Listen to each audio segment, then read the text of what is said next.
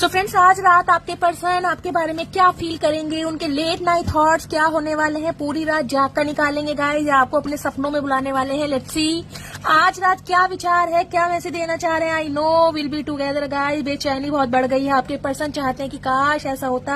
आज आप दोनों रात को साथ में होते, बहुत ज्यादा मिस करने वाले मैसेज और कॉल की एनर्जी। हो सकता है आपका इंतजार खत्म होने वाला है, ये इंसान खुद पर काबू ना कर पाए और गाइस इतनी बेताबी है कि आपको मैसेज कॉल कर दें।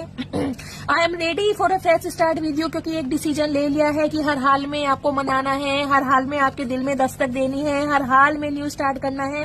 Release your pain guys. आपके पर्सन कहीं ना कहीं आपके दुख दर्द को कम करना चाहते हैं, क्योंकि ये दुख दर्द भी इन्होंने ही आपको दिए हैं। I look for you everywhere. जहां भी जाते हैं सिर्फ और सिर्फ आपकी सादगी, आपका मासूम चेहरा इनके दिमाग के चारों तरफ घूमता रहता है। My heart will always belong to you. समझ चुके हैं गाइज, आपके बिना गुजारा नहीं है, क्योंकि इनकी दिल की धड़कनें आप